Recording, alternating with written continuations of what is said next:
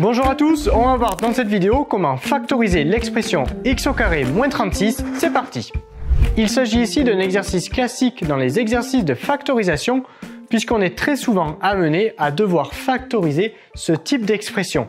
Par conséquent, il est très important de savoir retrouver le plus rapidement possible la forme factorisée de ce type d'expression. Alors comment allons-nous procéder pour factoriser x au carré moins 36?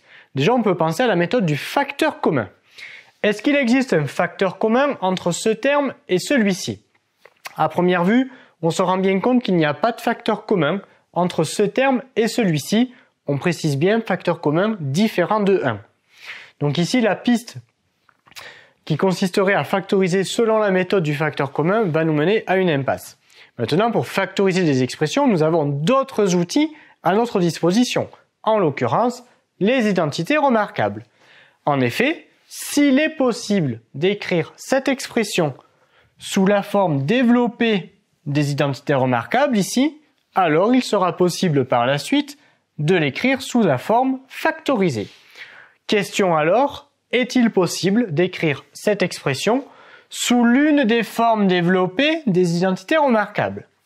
Rapidement, on va éliminer les deux premières identités remarquables parce que quand je regarde la forme développée, ici et ici, je me retrouve avec trois termes. 1, 2, 3, 1, 2, 3. Or, moi, je n'en ai que deux des termes. Donc, a priori, il ne va pas être possible d'écrire cette expression sous la forme développée de celle-ci et de celle-ci, d'identité remarquable. Maintenant, si je regarde la forme développée de la troisième identité remarquable, dans la forme développée, j'ai deux termes, et entre les deux termes, j'ai un signe moins. Et ça ressemble étrangement à ce que j'ai moi ici au tableau. En effet, j'ai bien deux termes et un signe moins entre les deux termes. Donc ça commence à sentir bon. Maintenant, il faut que j'arrive à écrire cette expression sous la forme a au carré, un nombre élevé au carré, moins un autre nombre, lui aussi élevé au carré. Quand je regarde ici mon expression, eh bien, rapidement, on se rend bien compte que j'ai déjà ici un premier nombre élevé au carré. Donc, par identification, on en déduit que mon a, que le a qui est donc dans la formule générale, dans mon cas à moi, il va donc être égal à x, puisqu'en effet, x, il est élevé au carré. J'ai bien ici un nombre a élevé au carré. OK. Donc, à la suite, on va réécrire x au carré, moins.